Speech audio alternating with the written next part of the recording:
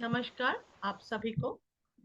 प्राणायाम हिंदी के वेदांत दर्पण इस एपिसोड में आप सभी का स्वागत है। हार्दिक अभिनंदन। ये 80 एपिसोड से ज्यादा हो चुका है। बहुत सारे एपिसोड, 80 एपिसोड्स के। I hope this is the 82nd one.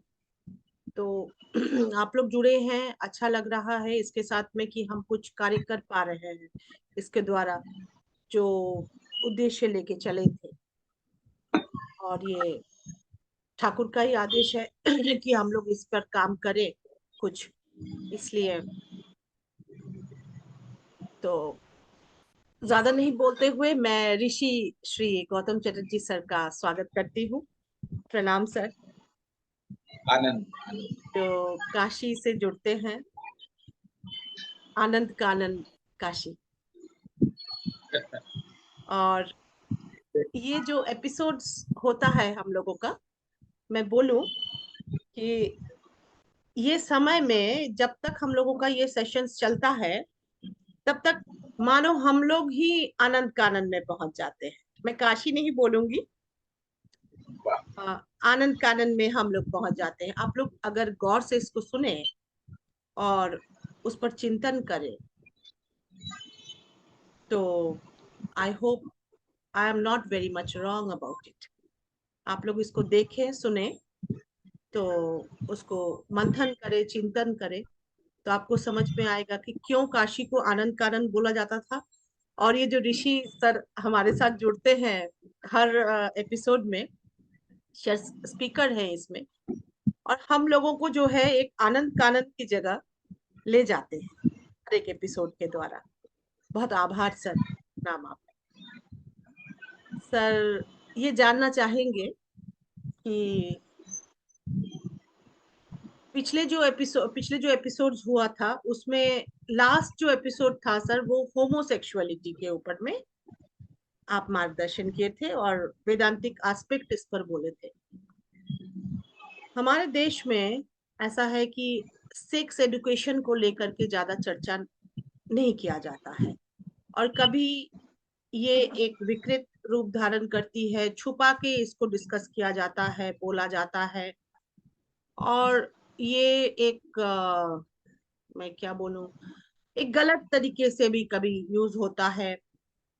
अब इसका क्या एक्चुअल चीज है, उस पर आप बोले। और मैं सर साथ में पूछना चाहूंगी कि ये जो समय आया है, ये होमोसेक्सुअलिटी का, ये विकृति क्यों आ रही है?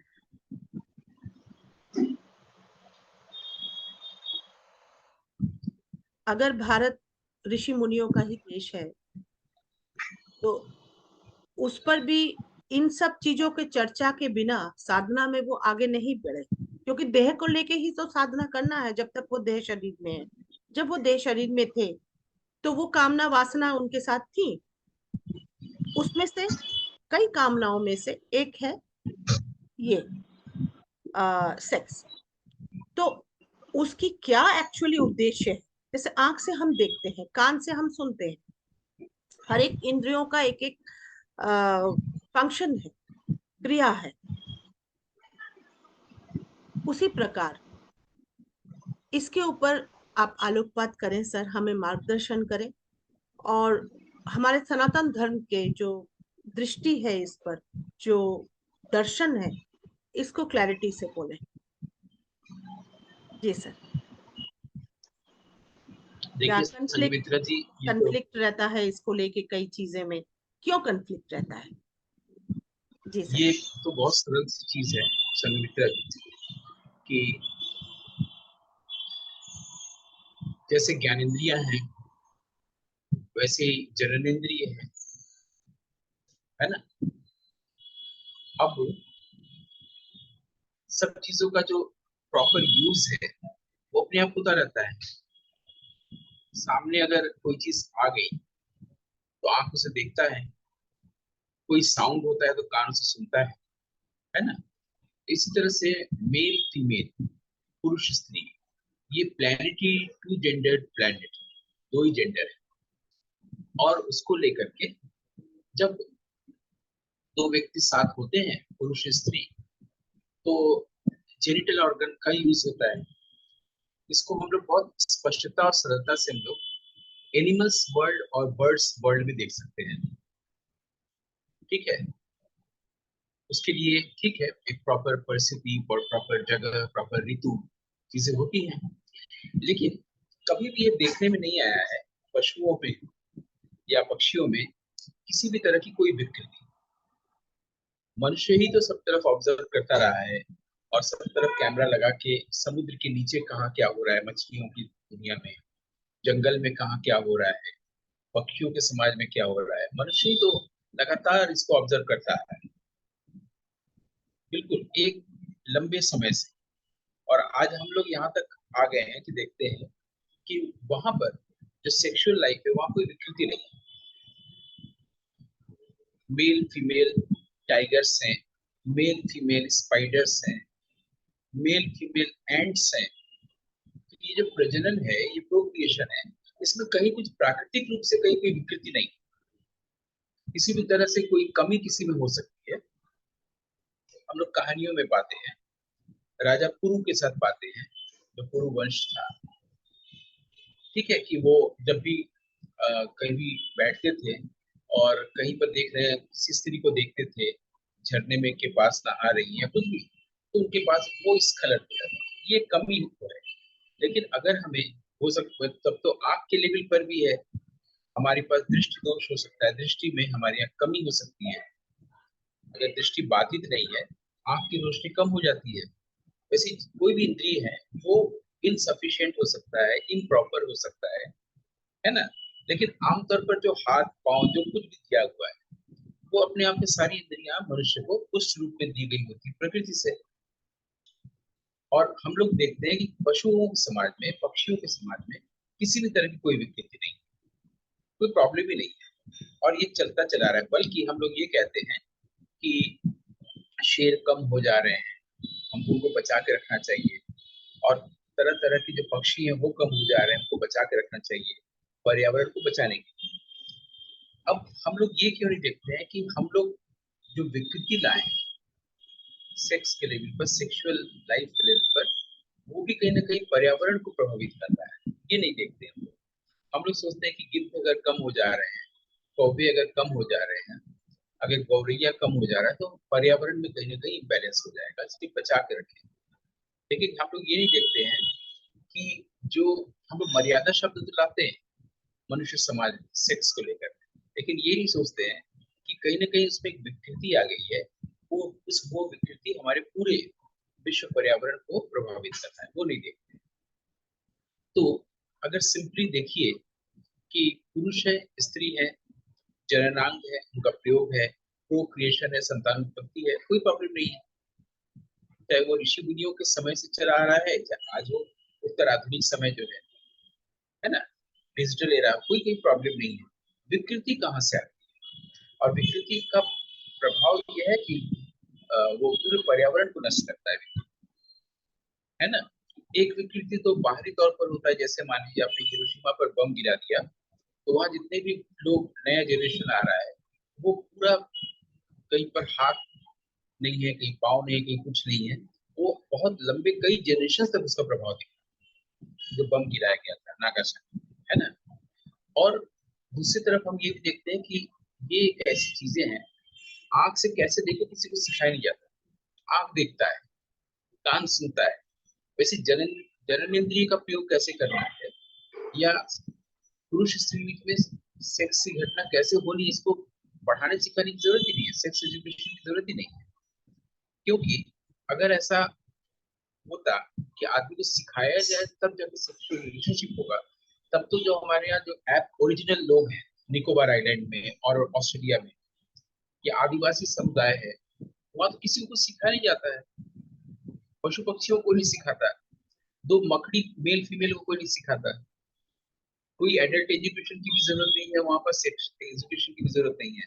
तो ये चीज स्वाभाविक है ना, अपने आप हो जाता है, और इसको सिखाना नहीं पड़ता। हाँ, विकृति कैसे आती है इस पर हम लोग थोड़ा सा बात कर सकते हैं, कि कहीं ना कहीं पर कोई ऐसी चीज है जो नहीं है, और उसका प्रयोग जब हम इसमें करते हैं तो विकृति आती है। मतलब आंख है, हाथ है, जननेंद्रिय है, ब्रेन है, पुरुष है, स्त्री है, यहाँ तो ठीक है। कोई चीज नहीं है, उसको हम लोग जब इसमें लाते हैं और सोचते हैं कि है, तो शारीरिक दशाओं में भी विकृति। मुझे लगता है कि वो चीज है माइंड। एक शेर या एक चिड़िया 24 घंटे सेक्स को लेकर नहीं, लेकिन ह्यूमन माइंड, चाहे वो लड़का हो, लड़की हो, एडोलेसेंट एज हो या वृद्ध हो, कोई भी, हर वक्त माइंड में सेक्स की बात उसके मन में चले। इसका मतलब ही और she has given too much importance to sex, है ना। ये जो टू मच होना, ये विकृति लाता है किसी भी लेवल पर। अति हो गया ना, तो भीतर हमेशा यही चल रहा है।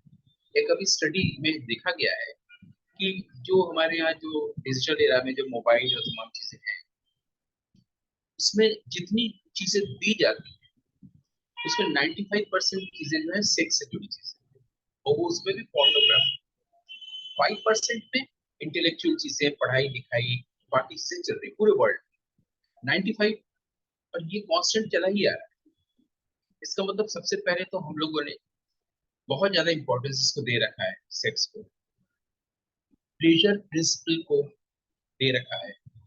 इसलिए दे रखा है कि हम लोग किसी और चीज को, दूसरे प्रिंसिपल को, नेचर के दूसरे प्रिंसिपल की तरफ कम ध्यान है, गहराई में कम जाते हैं, अनुशीलन कम है इसलिए, और ये इजी है। और इसके लिए हम जितना ज्यादा करते हैं और वो चीजें हमारी इच्छा होती रहती है। तो ये भी इस प्रिंसिपल को भी नहीं जानते हैं कि हम जिस चीज को जितना ज्यादा भोगते हैं, उसकी इच्छा और होती है। ऐसा नहीं है कि आप बहुत सारा चीज ये कर लीजिए फिर आपके अंदर अनिच्छा हो जाएगी, ऐसा नहीं है। नियम ये है कि आप जिस चीज को ज्यादा भोगेंगे उसकी ही इच्छा और होगी। जैसे अगर आप बहुत सोएंगे तो मन करेगा और सो, खाते हैं तो भूख लगती है, पीते हैं तो प्यास लगती है। किसी लोगों को आश्चर्य होता है योगी लोग बिना खाए पिए कैसे इतने दिन रह जाते हैं, ऊंट कैसे राजस्थान में इतना दिन व्यक्त रह जाता है। हम खाते हैं इसलिए भूख लगती है, पीते हैं इसलिए प्यास लगती है, सेक्स खूब करते हैं इसलिए हम लोग के अंदर सेक्स की इच्छा और आ जाती है। यानी जितना भोगते हैं, भोगने की इच्छा बढ़ती है। भोगने की इच्छा को अगर हम कम करना चाहेंगे, भोगना कम करें और कुछ ना करें, सबसे आसान चीज है। लेकिन उसको भोगने की इच्छा को कंट्रोल करने के लिए अगर हम लोग आसन करेंगे, योग ध्यान करेंगे, तो कोई लाभ नहीं, है ना। वैसे भोग कम करने का मतलब ये है, जैसे पशु पक्षी करते हैं। एक ऋतु है, एक समय है, एक, और वो करते हैं, और उनकी संतान उत्पत्ति होती है, कब्ज आते हैं, माने शेर का बच्चा, गाय का बच्चा, ये अपने आप होता है ना, चला ही आ रहा है। विकृति माइंड से आ रही है। हमने ज्यादा इंपॉर्टेंस सेक्स को दे दिया अपने लाइफ, डेली लाइफ।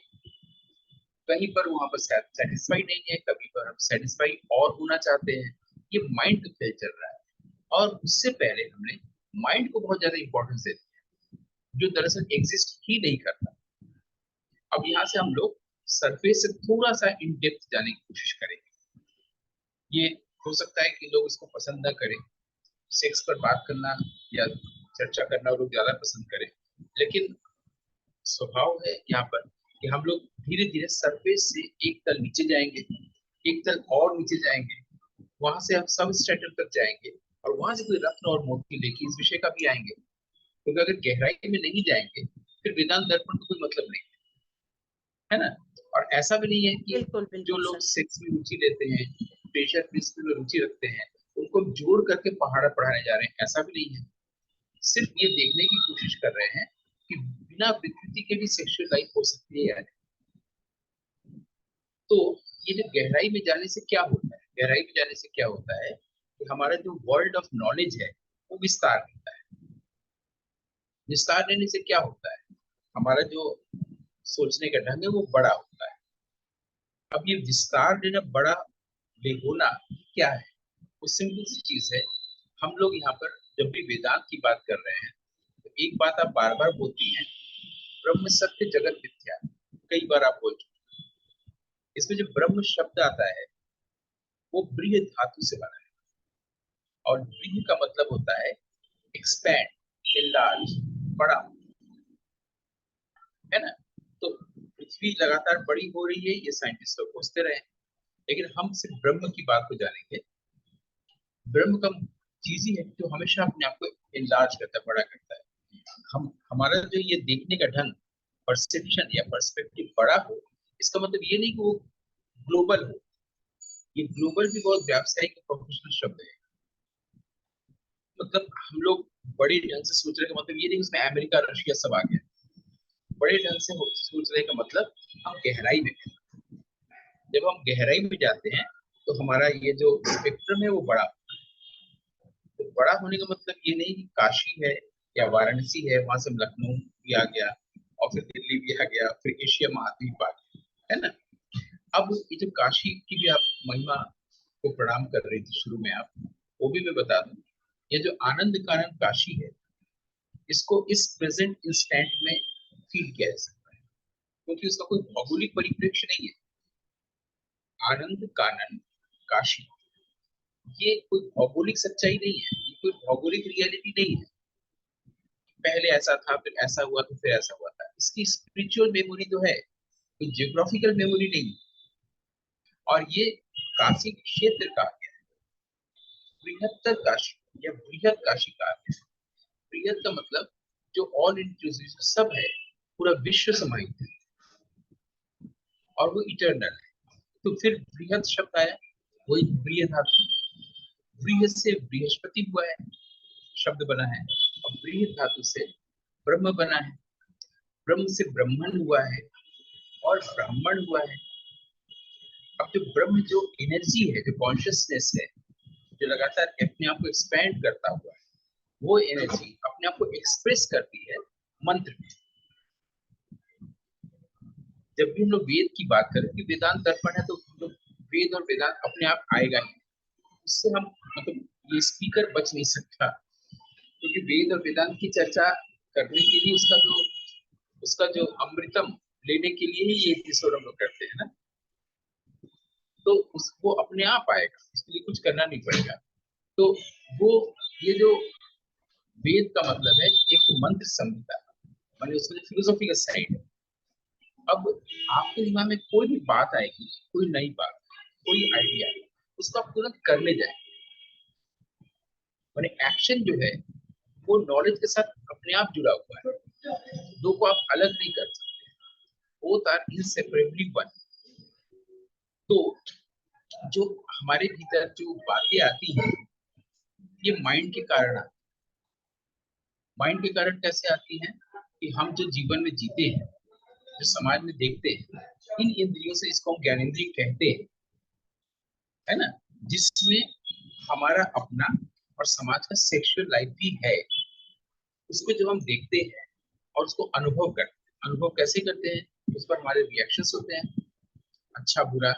हम किसी की चीज के फेवर में बोलते हैं, किसी के अगेंस्ट में बोलते हैं, है ना।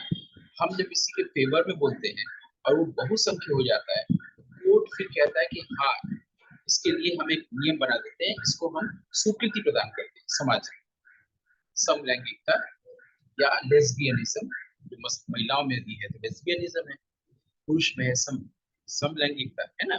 इसको स्वीकृति देते हैं समाज। इसको हम देखते हैं ना, हम ग्रहण करते हैं, हमें अच्छा लगता है, बुरा लगता है।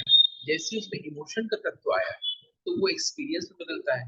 एक्सपीरियंस में जो बदलता है तो हमारे मेमोरी का हिस्सा बनता है। मेमोरी का जो रिस्पॉन्स आता है उसको हम माइंड कहते हैं। माइंड कोई चीज होती नहीं है।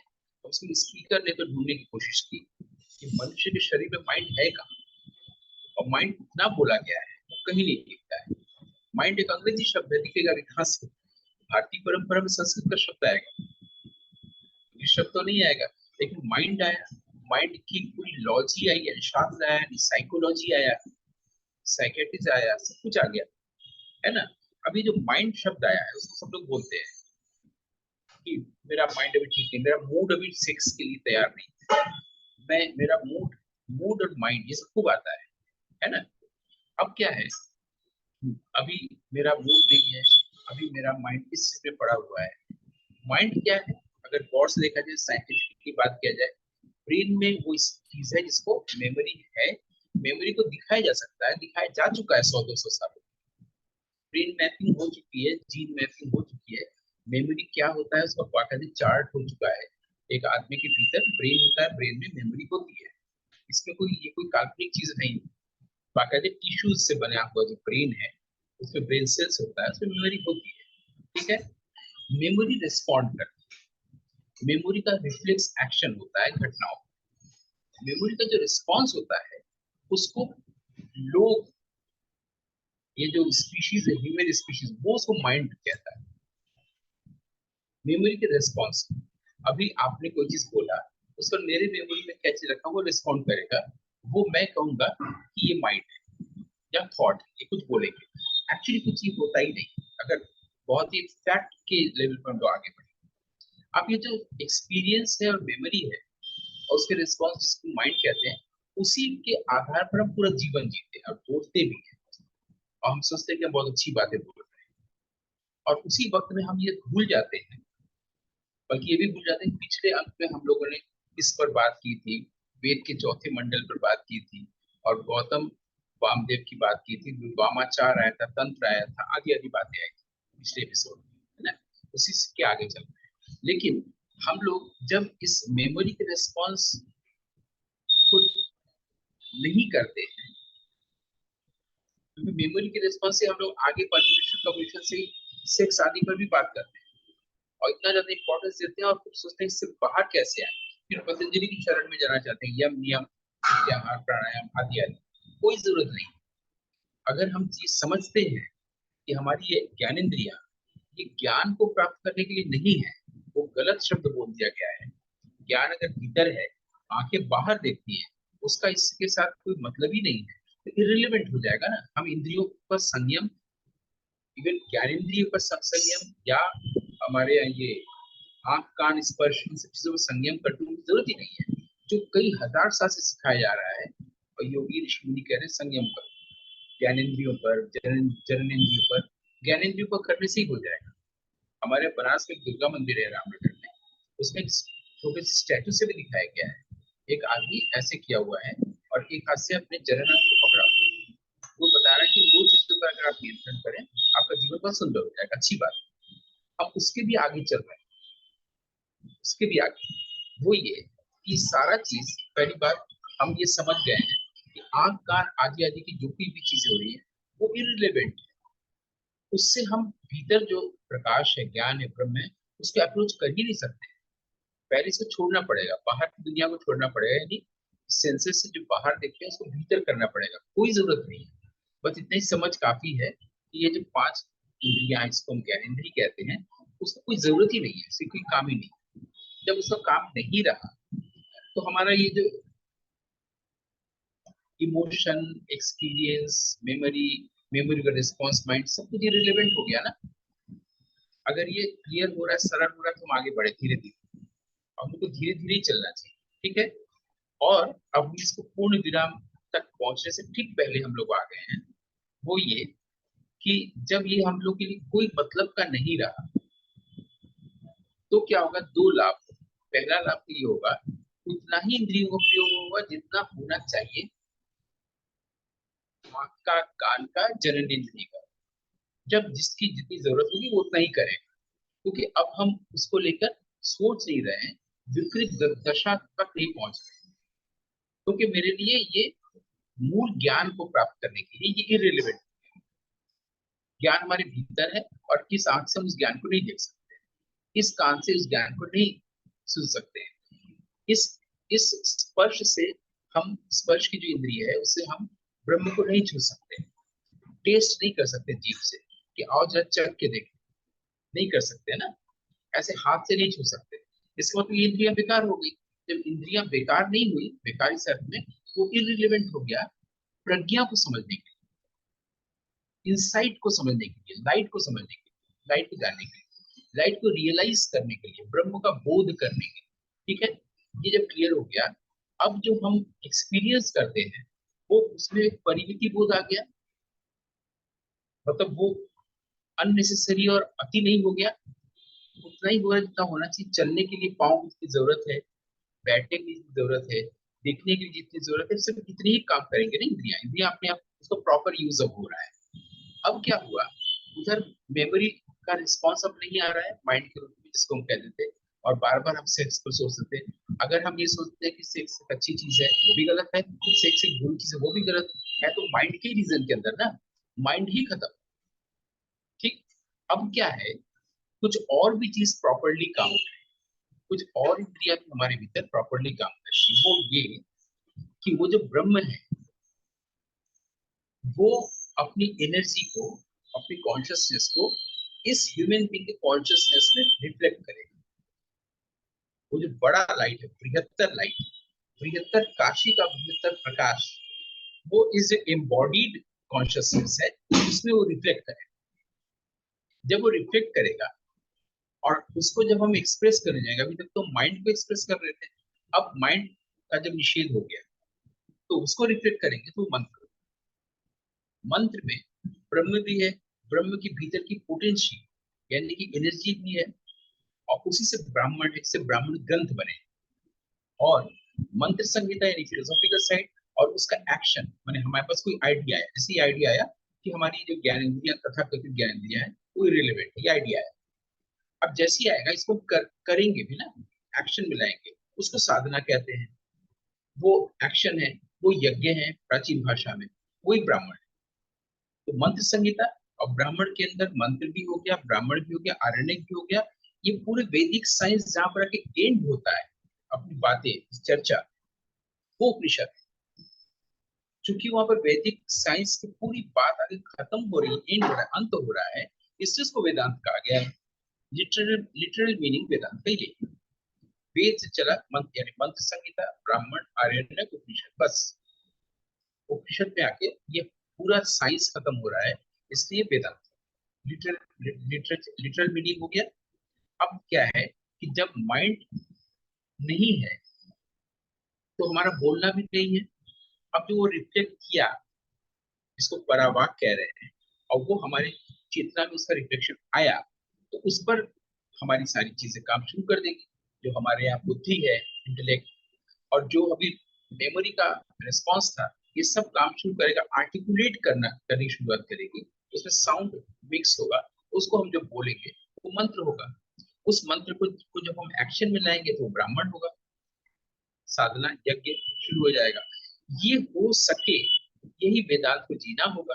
और तब सेक्स की जगह अपनी जगह पर, अपने आप जगह वैसी ही रहेगी जैसे पशुओं में पक्षियों में भी है। जो ऋषि समाज था, उसमें भी ऋषि कन्या होती थी ना, ऋषि पत्नियां होती, तो ऋषि पत्नी होती थी तभी तो ऋषि कन्या ऋषि पुत्र होता था ना। तो सेक्स की भूमिका वहां भी थी ना। तो वहां पर विकृति क्यों नहीं थी, इसको हम लोगों ने समझा।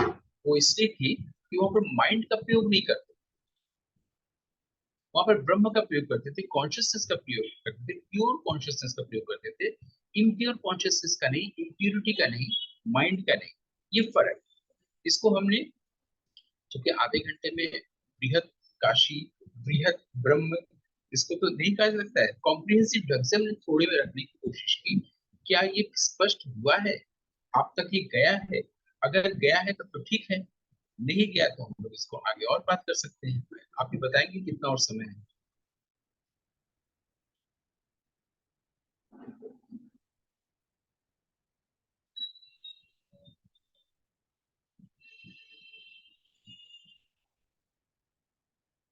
इसमें सर हमारे पास समय तो 3 4 हाँ 4 साढ़े 4 मिनट का ही है। तो हम लोग इस एपिसोड का ये जो सेशन रहा, इस पर हम लोग विराम दे रहे हैं। बहुत ही अच्छी तरीके से आपने जो ऋषियों के जीवन के साथ में इसको समझाया कि सही में ऋषि कन्याएं होती थी, ऋषि पुत्र होते थे, उसके बाद फिर वंश बढ़ता था। पर उस समय क्यों एक नहीं लाइन हुआ? और दो, जी जी आपकी श्योर। अनुमति अगर एक दो लाइन और जोड़ दे जी सर बिल्कुल। इसमें। एक और बात आती है, जब हम लोग ऋषि जीवन देख रहे हैं और आजकल का डिजिटल लाइफ देख रहे हैं, कोई प्रॉब्लम, कोई वो नहीं है। खाली अगर फर्क है तो विकृति का फर्क है ना। हम्म, विकृति हटा दे, और आज का जीवन भी ऋषि जीवन जैसा हो सकता है। इसमें एक शब्द और आता है कि अगर आपको ऋषि जीवन जीना है, अगर आपको योगी जैसा जीवन जीना है, तो आपको ब्रह्मचर्य का पालन करना पड़ेगा। ये ब्रह्मचर्य शब्द को जानना। बिल्कुल सर। ब्रह्मचर्य का मतलब ये है कि आपका कोई कोई फैमिली लाइफ नहीं रहेगा या सेक्सुअल लाइफ नहीं रहेगा। हम्म। रामकृष्ण परमहंस, श्यामाचरण लाल जी, गोपीनाथ कविराज महोदय सामने सामने की बात है सभी थे। कि ये लोग अभी के ही लोग हैं, ये बहुत पुराने बात, लोग 19वीं 20वीं शताब्दी के लोग हैं बिल्कुल। और पारिवारिक जीवन रहा है। इनका बेटा गोपीनाथ कविराज जी का बेटा था, भले पुत्र शोक उनको देखना पड़ा था। तो आज अगर श्यामाचरण लाल जी महाशय का परिवार नहीं होता तो उनके परिवार को लोग अक्षय तृतीया पर दीक्षा नहीं दे रहे होते, तो है ना। तो यानी सेक्सुअल लाइफ का कोई विरोध नहीं, ब्रह्मचर्य पालन करने वाला तो किसी स्त्री को नहीं देखेंगे, ऐसा नहीं है। ब्रह्मचर्य माने ब्रह्म को लेके जो हम बात करते हैं, साहित्यचर्या माने साहित्य की चर्चा करना, ब्रह्मचर्या यानी ब्रह्म को लेकर के बातचीत करना, जो अभी हम लोग कर रहे हैं, ये ब्रह्मचर्य है। बिल्कुल बिल्कुल जब आप बिल्कुल। ब्रह्म की बात करेंगे तो मंत्र वहां से लाइट से बात करेंगे, माइंड से बात नहीं करेंगे। हम्म। और जिसके जिसके बाद जो ये चर्चा करता है वहीं पर चरित्र है। हम्म। चरित्र वहां पर नहीं है कि स्त्री के साथ क्या संबंध है, कई पुरुषों के साथ संबंध, कई स्त्री से संबंध, ये मतलब नहीं है। चरित्र का मतलब है जहां पर ब्रह्म की चर्चा होती है वहां से चरित्र और व्यक्तित्व बनता है। ये मैंने बिल्कुल। सोचा कि इसमें जोड़। बहुत सुंदर, बहुत सुंदर और बिल्कुल अप्रोप्रिएट सर, यही है असल में। तो इस एपिसोड को हम लोग अभी विराम देते हैं। मिलते हैं आप लोगों से अगले एपिसोड में। तब तक आज्ञा दीजिए। नमस्कार। बहुत बहुत आभार सर। प्रणाम। नमस्कार। आनंद।